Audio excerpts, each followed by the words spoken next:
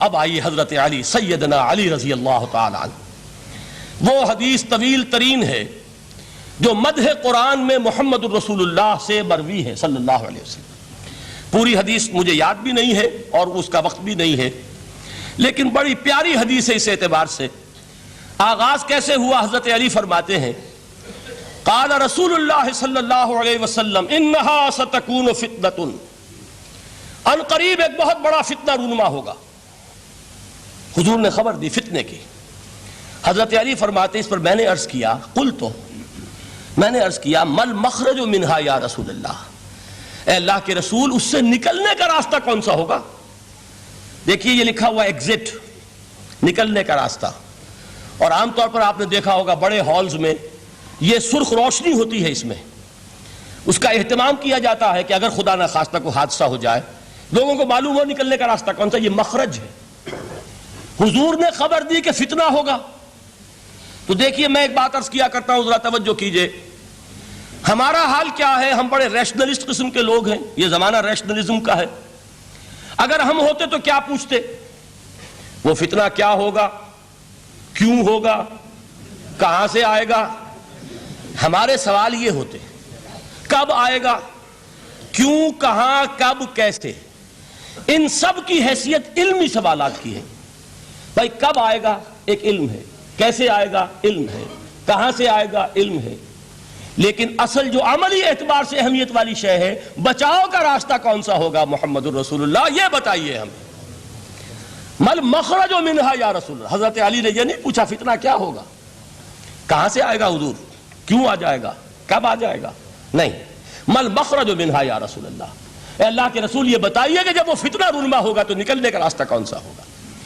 اس کا جواب ہے، ارشاد فرمایا محمد رسول اللہ نے، کتاب اللہ، اللہ کی کتاب ہے وہ مخرج، یہ کتاب ہے کہ جس کو تھامو گے تو فتنوں سے محفوظ رہو گے۔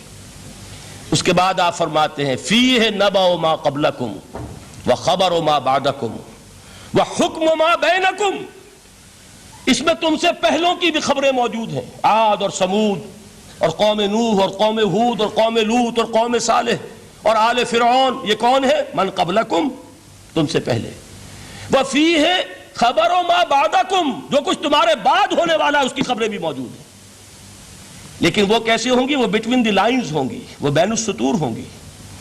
ان کے لیے انسان کو، آپ کو معلوم ہے ایک عبارت میں سطور ہوتی ہے اور ایک درمیان میں ہوتا ہے، ان کے کچھ لکھا ہوا نہیں ہوتا۔ You have to read between the lines۔ قرآن میں بعد میں آنے والے حالات بھی درج ہیں، لیکن اس طرح نہیں جیسے کہ پچھلے حالات درج ہیں۔ اس کے لیے ذرا ان ڈیپتھ پونڈرنگ اوور، غور و فکر اور تدبر کی ضرورت ہوگی۔ وَحُکْمُ مَا بَيْنَكُمْ، اور جتنے اختلافات تمہارے اندر پیدا ہوں گے تا قیام قیامت، ان سب کا فیصلہ بھی اس کتاب میں موجود ہے۔ وَهُوَ حَبْلُ اللَّهِ الْمَتِينُ وَهُوَ الذِّكْرُ الْحَكِيمُ، یہی تو ہے وَهُوَ الصِّرَاطُ الْمُسْتَقِيمُ، سیدھا راستہ اور کون سا؟ یہی قرآن تو ہے۔ ہر رکعت میں کہتے ہو اہدنا الصراط المستقیم، اور قرآن دیا ہوا ہے اس پر غور نہیں کرتے۔ عجیب تماشا ہے ہمارا، نماز کی ہر رکعت میں اہدنا الصراط المستقیم، اور حضور فرمایا وَهُوَ الصراط المستقیم، صراط مستقیم یہ قرآن ہی تو ہے، الذکر الحکیم یہ قرآن ہی تو ہے، وَهُوَ حَبْلُ اللَّهِ الْمَتِينُ، اور یہی ہے اللہ کی مضبوط رسی۔ آپ نے قاری صاحب سے وہ آیات سنی سورہ آل عمران کی، وَاعْتَصِمُوا بِحَبْلِ اللَّهِ جَمِيعًا وَلَا تَفَرَّقُوا، اللہ کی رسی کو مضبوطی سے مل جل کر تھامو اور تفرقے میں مبتلا نہ ہو۔ تفرقہ ہوگا تو کیا ہوگا؟ تمہاری ہوا اکھڑ جائے گی۔ آج آپ کو معلوم ہے دول عرب اگر یہ یکجا ہو جائیں، ایک دن کے لیے اسرائیل قائم نہیں رہ سکتا، امریکہ نہیں، امریکہ کا باپ اسے قائم نہیں رکھ سکتا۔ اگر امت عرب ہی جمع ہو جائے، عالم اسلام تو بڑی شے ہے، جو وسائل ان کے پاس ہیں، جو اللہ تعالیٰ نے ان کو نعمتیں عطا فرمائی ہیں، لیکن افتراق، انتشار، اختلاف، جتھے بندی، گروہ بندی، دھڑے بندی، اس نے اسرائیل کا خنجر ان کے سینے میں پیوست کیا ہوا، اس لیے کہ فَتَذْهَبَ رِيحُكُمْ، اگر تم اختلاف کرو گے تو تمہاری ہوا اکھڑ جائے گی، آج وہ ہوا اکھڑ چکی ہے۔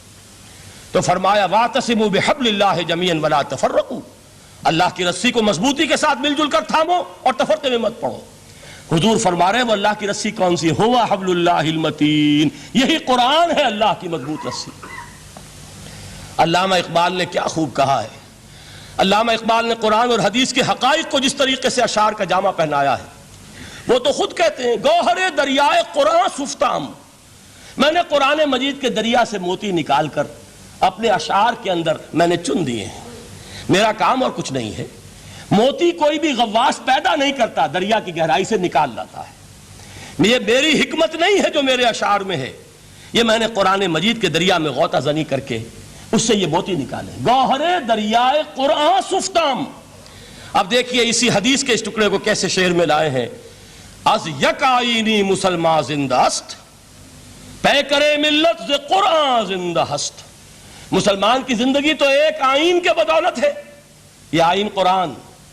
جو کہا تھا کبھی قائد اعظم مرحوم نے، جب پوچھا گیا تھا کہ آپ کے پاکستان کا دستور کیا ہوگا، کیا فرمایا تھا؟ یاد کیجئے کہ ہمیں کسی نئے دستور کی ضرورت نہیں، ہمارا دستور 1400 برس پہلے طے ہو چکا ہے۔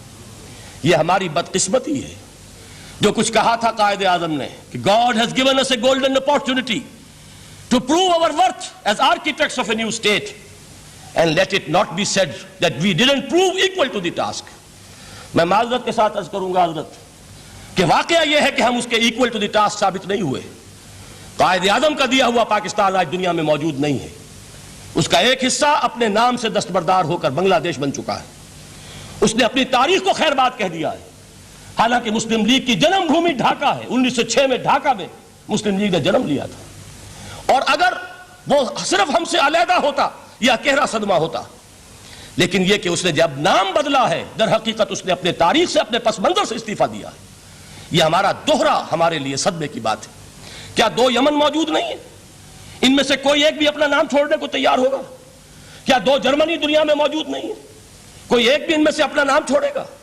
کیا دو کوریا نہیں ہیں؟ دو ویتنام نہیں ہیں؟ تو کیا دو پاکستان نہیں ہو سکتے تھے؟ ہو سکتے تھے۔ میں یہ کہا کرتا ہوں کہ یہ گہرا صدمہ ہے علیحدگی، اور دوہرا صدمہ ہے، اور اس سے کہیں زیادہ بڑا کہ انہوں نے اپنا نام بدل لیا، اپنی آئیڈینٹی چینج کر دی، انہوں نے وہ نام اپنے ماتھے سے اتار کر خلیج بنگال کے اندر دبو دیا۔ یہ بہت بڑی سزا ہے جو ہمیں ملی ہے۔ کیوں ملی ہے؟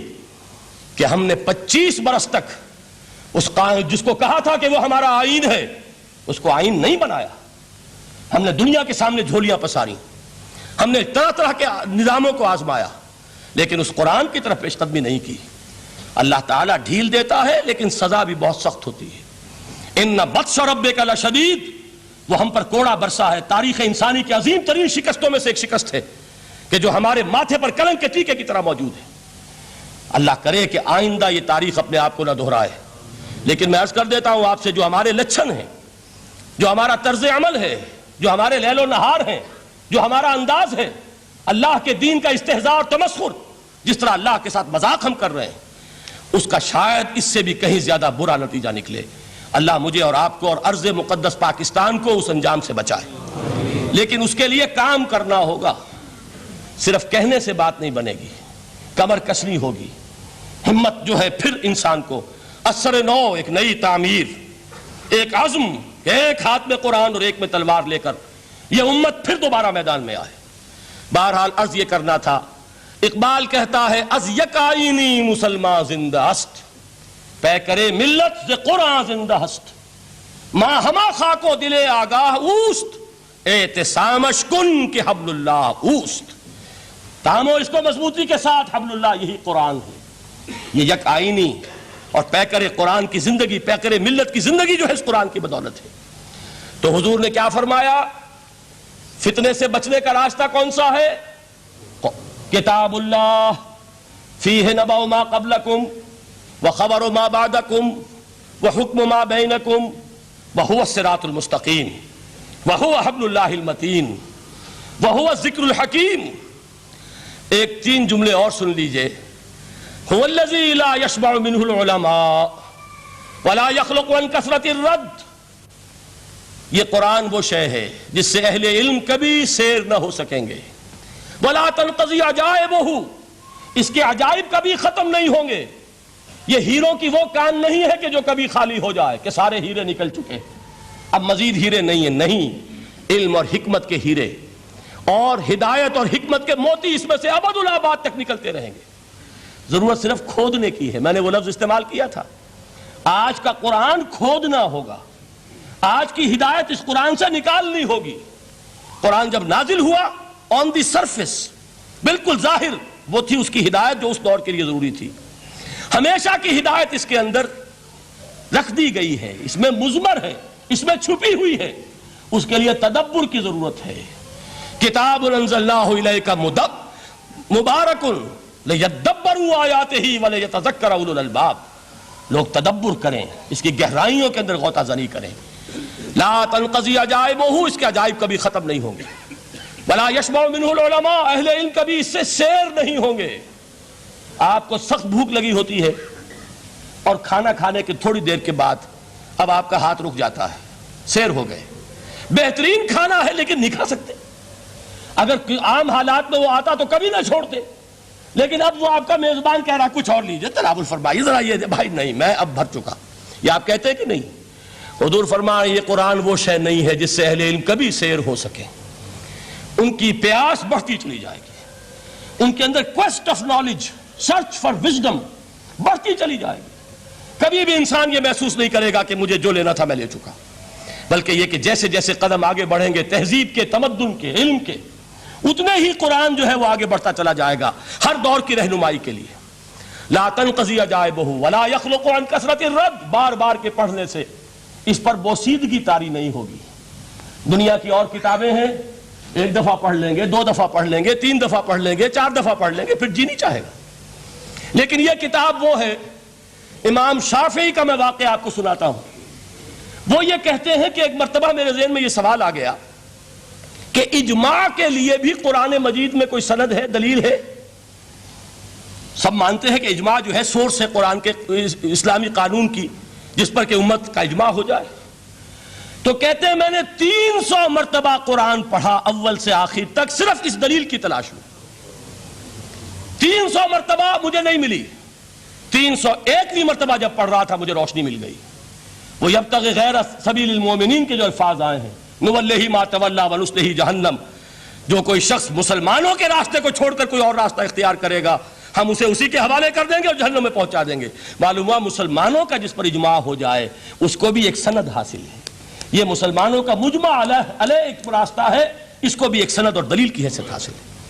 اب آخری الفاظ جو میں نے پڑھ کر سنائے تھے شروع میں، 4 الفاظ ہیں چوٹی کے، وہ تو اللہ کرے کہ آپ یاد کریں اس حدیث کا اختتام۔ ویسے حدیث بہت طویل ہے، قرآن مجید کی عظمت کا بیان محمد الرسول اللہ کی زبانی صلی اللہ علیہ وسلم، قدر گوہر شاہدانت یا بدانت گوہری۔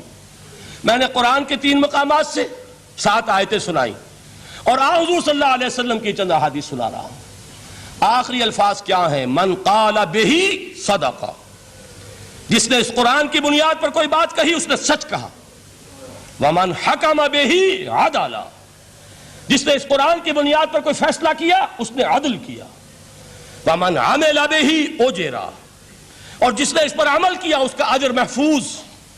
اور آخری ٹکڑا ومن دعا الیہ ہدی الی صراط مستقیم، جو اس کی طرف بلائے گا، اس قرآن کی طرف، کسی اور کو ہدایت ہو نہ ہو اس کی ہدایت گارنٹیڈ ہے، ہدی الی صراط مستقیم۔ یہ ماضی مجہول وہ ہے جو کوئی شے ہو چکی، جو اس قرآن کی طرف لوگوں کو بلائے گا اسے تو ہدایت نصیب ہو گئی صراط مستقیم کی طرف۔ اللہ تعالیٰ مجھے اور آپ کو اس بات کی توفیق دے۔